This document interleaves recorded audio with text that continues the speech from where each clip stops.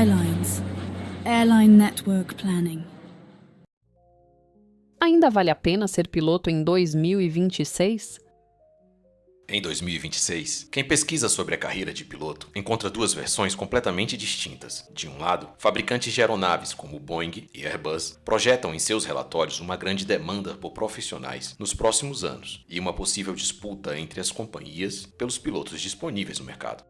Do outro, estão os relatos de profissionais recém-formados que continuam enfrentando grandes dificuldades financeiras para acumular as horas de voos necessárias e a experiência exigida sem qualquer garantia de contratação. No meio de tudo isso, ainda temos a inteligência artificial e o desenvolvimento de novos sistemas de voo autônomo que colocam uma pulga atrás da nossa orelha. Se eu me formar agora, será que daqui a 15 ou 20 anos ainda terei emprego? Afinal, qual dessas versões conta a história verdadeira? Em qual delas podemos confiar? Bem, a resposta é que existe alguma verdade em todas elas. Mas hoje não faremos muito suspense. A resposta curta é que, se ser piloto for parte indispensável da sua vocação, então sim, ainda vale a pena ser piloto em 2026. Contudo, essa é uma decisão que exige muito mais planejamento do que entusiasmo. Por isso, se você está pensando em começar a sua formação ainda neste ano, fique conosco até o final e descubra todas as variáveis que você deve levar em consideração antes de tomar essa decisão. O lado bom. Se te disserem que o setor aéreo está crescendo, você pode acreditar. Aqui no Brasil, em 2025, tivemos um crescimento de 9,2% no número de passageiros transportados em relação a 2024. Foram mais de 129,6 milhões de passageiros voando sobre os nossos céus. Um verdadeiro recorde histórico. E esse crescimento continuou em 2026. Somente nos 5 primeiros meses deste ano, a aviação brasileira movimentou 54,9 milhões de passageiros, um aumento de 6,7% em comparação com o mesmo período de 2025. Esses números sugerem que o mercado nacional ainda não alcançou o seu teto de serviço, se é que você me entende, e deve continuar avançando nos próximos anos. Já no cenário internacional, a Boeing calcula que serão necessários aproximadamente 674 mil novos pilotos comerciais entre 2025 e 2045. A Airbus, por sua vez, projeta um crescimento médio anual de 3,9% no tráfego aéreo mundial e uma demanda por mais de 42 mil novas aeronaves nesse mesmo período. Esses números são como uma brisa de esperança, não é verdade? É claro que precisamos interpretá-los com alguma cautela. Afinal, Boeing e Airbus são fabricantes de aeronaves e possuem interesse comercial no crescimento do setor. Entretanto, essas projeções não são retiradas do nada. Elas combinam os dados históricos de tráfego e de frota com os indicadores econômicos, demográficos e operacionais. Por isso, merecem ser levadas a sério, embora não devemos tratá-las como uma garantia absoluta do que realmente acontecerá. Também é preciso lembrar que essa demanda por profissionais da aviação estará distribuída de maneira bastante desigual. Dos 674 mil novos pilotos projetados pela Boeing, apenas 38 mil, cerca de 5,6%, seriam destinados a toda a América Latina. O relatório nem sequer apresenta uma previsão específica para o Brasil. Portanto, uma demanda mundial por pilotos não significa, necessariamente, uma grande oferta de vagas dentro do mercado brasileiro. Outro ponto que precisa ser levado em consideração é que nenhuma projeção consegue antecipar com precisão crises econômicas, guerras, pandemias e outros acontecimentos capazes de afetar profundamente o setor aéreo. E esses eventos, como nós sabemos, sempre podem ocorrer. Mas agora que você já conhece um pouco mais sobre as tendências do mercado, vamos à parte mais dolorosa: os custos de formação. O lado ruim. Os custos de formação são, provavelmente, a principal barreira de entrada para novos pilotos. E não é por menos. Para começar a trabalhar, você precisará desembolsar um montante considerável e que quase sempre está fora do alcance da maioria das pessoas. Não é nosso intuito montar um passo a passo esquemático de tudo que você precisará fazer, nem calcular o valor exato que você irá investir neste artigo. Mas vamos tentar cobrir os pontos principais para que você tenha uma noção de como será essa jornada.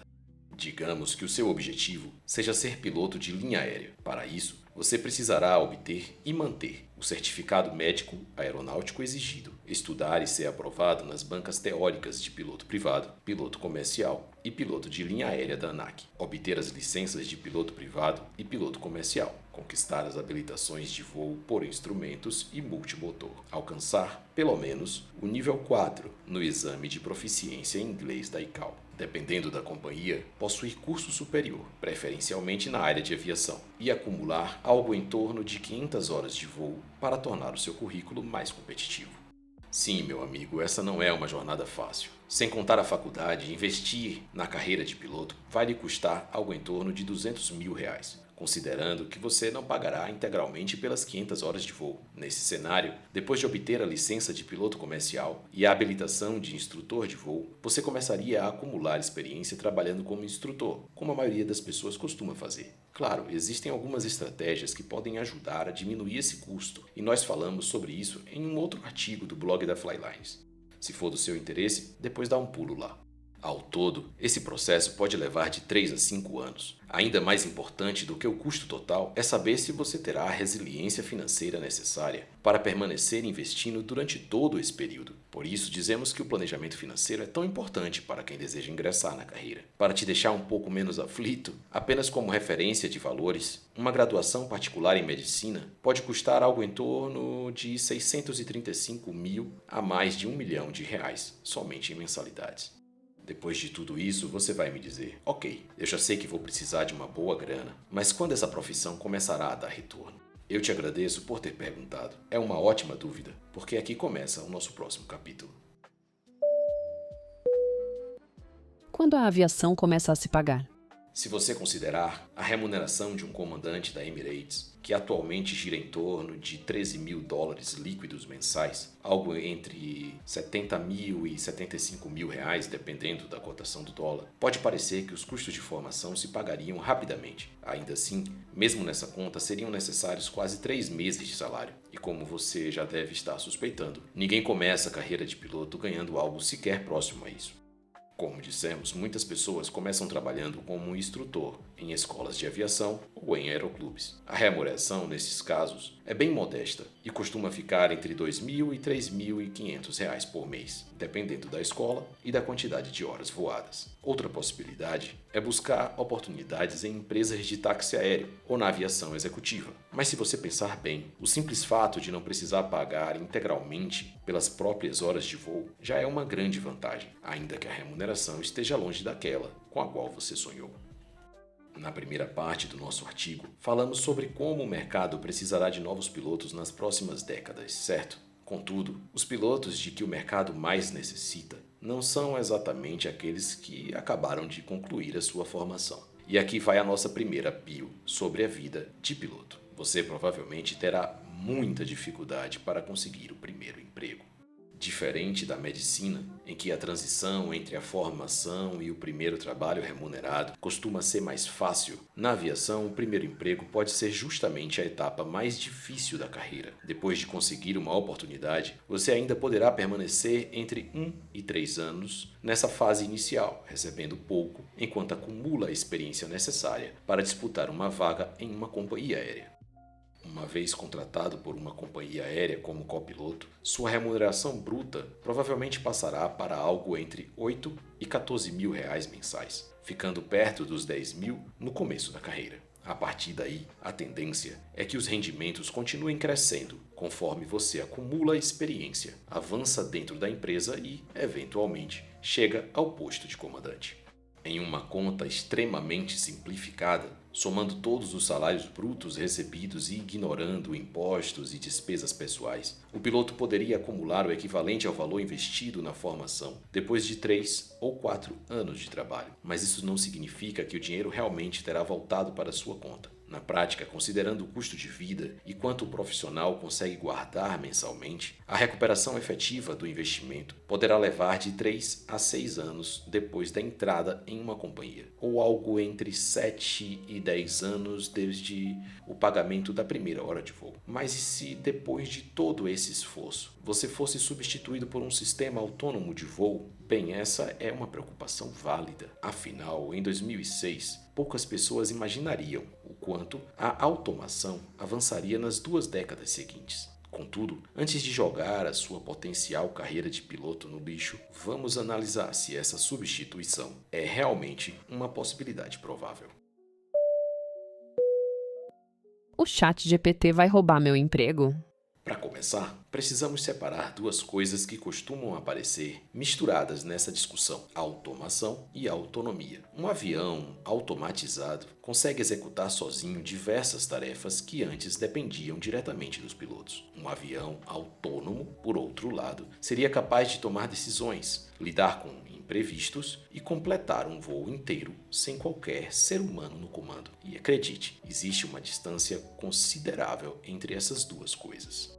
A aviação comercial já possui um nível bastante elevado de automação. Dependendo da aeronave e da infraestrutura do aeroporto, sistemas automáticos conseguem controlar grande parte do voo e até realizar um pouso com pouca visibilidade. Ainda assim, isso não significa que os pilotos não sejam mais necessários. São eles que programam, monitoram e verificam esses sistemas, além de assumirem as decisões quando a operação começa a fugir daquilo que estava previsto.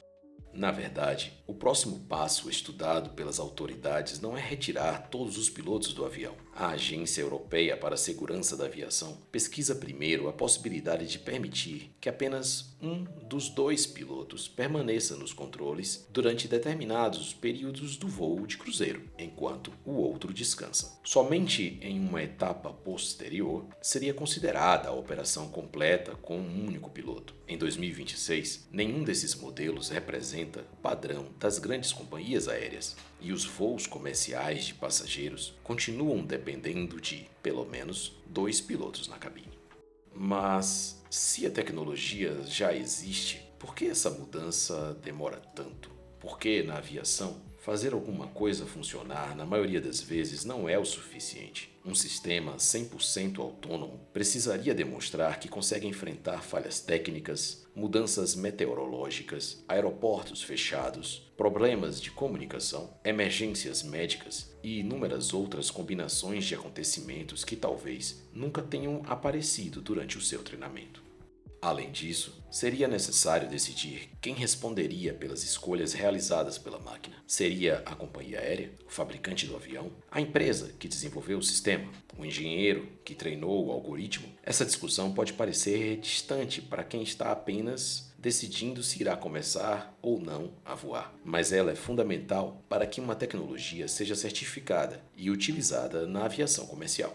A própria FAA, Autoridade de Aviação dos Estados Unidos, reconhece que ainda estão sendo desenvolvidos métodos para comprovar a segurança de sistemas baseados em inteligência artificial. A estratégia adotada é introduzir essas tecnologias gradualmente, começando por funções de menor risco. Isso significa que os pilotos nunca serão substituídos? Não necessariamente. Seria irresponsável afirmar que uma profissão permanecerá exatamente igual para sempre. É possível que, nas próximas décadas, algumas aeronaves passem a operar com tripulações menores e que tarefas hoje realizadas pelos pilotos sejam assumidas por sistemas cada vez mais sofisticados. Nesse cenário, a automação poderia diminuir o número de profissionais necessários por avião e mudar profundamente a função exercida dentro da cabine.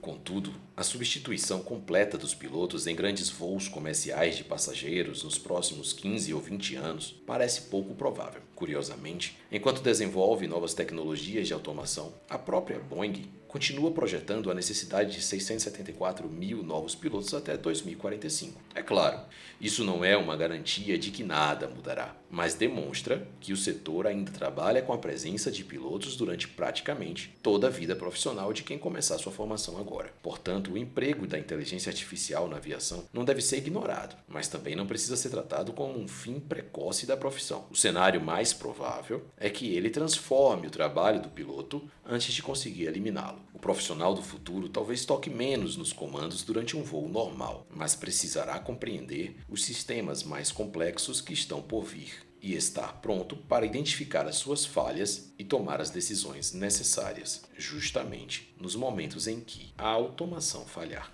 Em outras palavras, meu amigo, talvez a pergunta correta não seja se ainda existirão pilotos daqui a 20 ou 30 anos, mas que tipo de piloto continuará sendo necessário. Bem, acredito que agora você já tenha todas as informações necessárias para escolher se deve ou não ingressar na carreira de piloto em 2026, não é verdade? Portanto, vamos às considerações. Considerações.